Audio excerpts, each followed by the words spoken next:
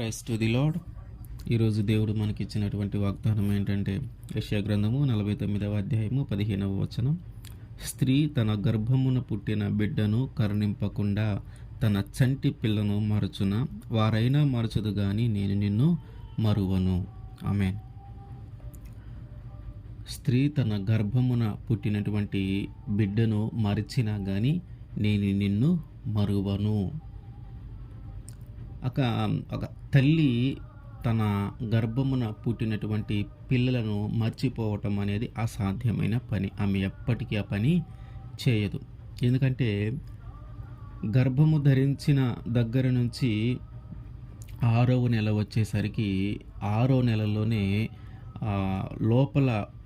గర్భము లోపల ఉన్నటువంటి ఆ శిశువుకి ప్రాణము, కాళ్ళు, చేతులు అన్నీ వస్తాయి. అప్పటి నుంచే తల్లి ఏడిస్తే లోపల ఉన్నటువంటి ఆ శిశువు కూడా ఏడుస్తుంది. తల్లి నవ్వితే లోపల ఉన్నటువంటి ఆ శిశువు కూడా నవ్వుతుంది. తల్లి భయపడితే భయపడుతుంది, ఏడిస్తే ఏడుస్తుంది, నవ్వితే నవ్వుతుంది, కోప్పడితే కోపంగానే ఉంటుంది. అక్కడి నుంచి ఆ తల్లికి ఆ గర్భంలో ఉన్నటువంటి ఆ శిశువుకి మధ్య ఒక ప్రత్యేకమైన బంధము ఏర్పడుతుంది. అట్లాగే ఆ పురిటి నొప్పులు ఎంతో భయంకరమైన ఆ నొప్పులు భరించి ప్రసవించిన తరువాత నుంచి వాళ్ళ యొక్క బంధము ఇంకా దృఢంగా అవుతుంది. ఇక ఆ చిన్న పిల్లల్ని ఆ ఫీడింగ్ కానీ వాళ్ళని చూసుకునే విధానం కానీ కంటికి రెప్పలా కాపాడుకుంటూ వస్తారు.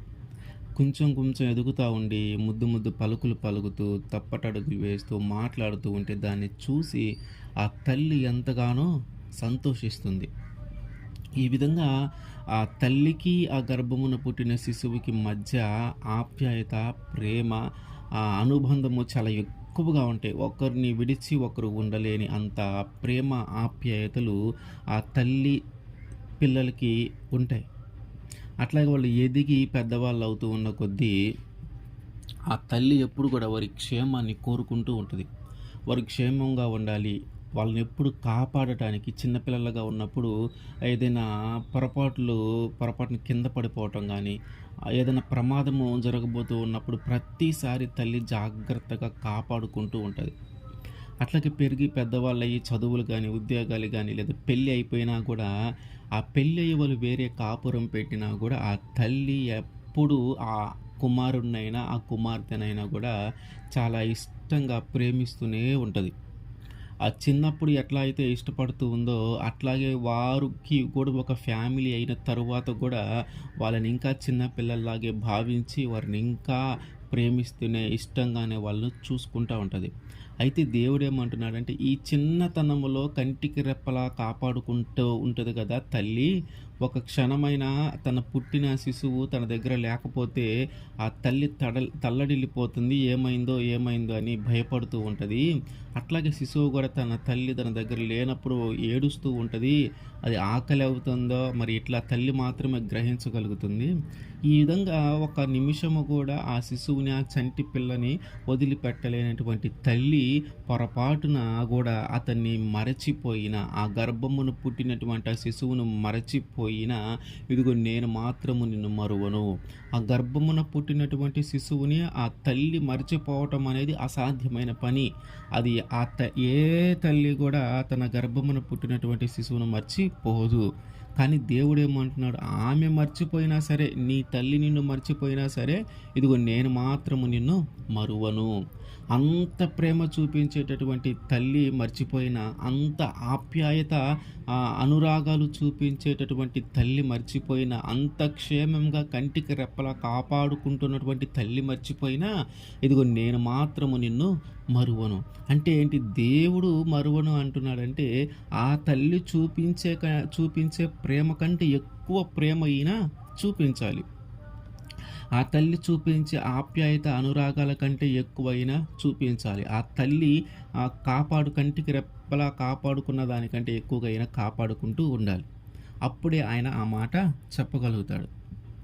అంటే మన జీవితంలో ఆయన అవన్నీ చేస్తూనే ఉన్నాడు. మన జీవితంలో ఆయన అవన్నీ చేస్తూ ఉన్నాడు కాబట్టే ఆయన ఆ మాట చెప్తా ఉన్నాడు. ఇదిగో మీ తల్లి నిన్ను మరచినా గానీ నేను నిన్ను మరువను. మరి ఎందుకు దేవుడికి ఇంత ప్రేమ మనం అంటే? యేసుక్రీస్తు వారికి ఎందుకు మనం అంటే ఎంత ప్రేమ? తల్లి మరచినా కూడా నేను నిన్ను మరువను అని అంటున్నాడంటే ఎందుకు మనమంటే ఎందుకు ఆయనకి అంత ప్రేమ మనమంటే ఆయనకి ఎందుకు అంత ప్రేమ అంటే సాధారణంగా చిన్నపిల్లలు ఏదైనా బంకమట్టితో ఆడేటప్పుడు, ఏదైనా మట్టితో గానీ, ఇసుకలో గానీ ఆడేటప్పుడు బొమ్మలు గానీ, గూళ్ళు గానీ కట్టడానికి ప్రయత్నం చేస్తూ ఉంటారు. వాళ్ళ పరిజ్ఞానంలో వాళ్ళు చూసినటువంటి వస్తువులు లేదా వాళ్ళకిష్టమైన వస్తువుని తయారు చేయడానికి వాళ్ళు ప్రయత్నం చేస్తూ ఉంటారు. అట్లాగే దేవుడు ఏం చేశాడంటే మనల్ని ఎంతో ఇష్టపడి వేరే వేరే ఆకారంలో చేయలేదు గానీ, స్వయాన ఆయన స్వరూపములాగా మనల్ని తయారు చేశాడు. అంటే దేవుడు ఎట్లా ఉంటాడంటే ఒక తల, కాళ్ళు, చేతులు ఎట్లా ఉంటాడని ఆయన ఎట్లా అయితే ఉన్నాడో అట్లాగే మనల్ని తయారు చేసుకున్నాడు. ఆయనకి మనమంటే అంత ఇష్టం. అంత ఇష్టంతో ఆయన మనల్ని తయారు చేసుకున్నాడు. అంత ఇష్టంతో ఆయన మనల్ని తయారు చేసుకున్నాడు కాబట్టే ఆయన మనల్ని వదిలిపెట్టకుండా ఎల్లప్పుడూ ప్రేమిస్తూనే ఉన్నాడు. ఎల్లప్పుడూ ఆప్యాయత, అనురాగాలు చూపిస్తూనే ఉన్నప్పుడు ఎల్లప్పుడూ కంటికి రెప్పలా మనల్ని కాపాడుతూనే ఉన్నాడు. అందుకని ఆయన అంటున్నాడు, నీ తల్లి మరిచినా సరే నేను మాత్రము నిన్ను మరువను. మరి ఈ వాగ్దానాన్ని దేవుడు చెప్పినటువంటి ఈ మాటని మనము గ్రహించగలుగుతా ఉన్నామా? ఈ మాటని మన జీవితంలో మనము పొందగలుగుతామా? ఎందుకంటే దేవుడు మనల్ని సృష్టించిన తర్వాత ఆయన మనము ఈ సమాజంలో ఎలా జీవించాలి, ఎలా జీవించకూడదు, ఏ పని చేయాలి, ఏ పని చేయకూడదు, ఏమి తినాలి, ఏమి తినకూడదు, ఎట్లా నువ్వు జీవించాలి అనే విషయాలన్నిటిని మనకి నేర్పించాడు. అనే విషయాలన్నిటిని ఆయన మనకి తెలియజేశాడు. ఇదిగో మీరు ఇలా బ్రతకండి, మీరు ఇలా జీవించండి, ఇదిగో ఈ పద్ధతులు పాటించండి అని ఆయన మనకి ఎన్నో నేర్పించాడు. ఎన్నో విషయాలు మనకి తెలియజేశాడు. ఆయన చెప్పిన వాటి ప్రకారము, ఆయన చిత్త ప్రకారము మనము జీవించగలుగుతా ఉన్నాము. ఎందుకంటే ఆయన స్వరూపమందు మనల్ని చేసుకున్నాడు కాబట్టి ఆయనకిష్టమైన పద్ధతిలో మనము జీవిస్తే ఆయన సంతోషపడతాడు. ఆయన స్వరూపమందు ఆయన మనల్ని చేసుకొని ఆయనకిష్టము లేని పద్ధతుల్లో మనము జీవిస్తే దానిని బట్టి ఆయన బాధపడతాడు. ఆయన ప్రేమను మనం పొందుకోవాలన్నా ఆయన ప్రేమించే ప్రేమ కూడా శాశ్వతమైన ప్రేమ. ఒకసారి ఆయన ప్రేమించాడంటే మనల్ని, ఒకసారి ఆయన మనల్ని ఆదరించాడంటే అది శాశ్వత కాలము ఉంటుంది.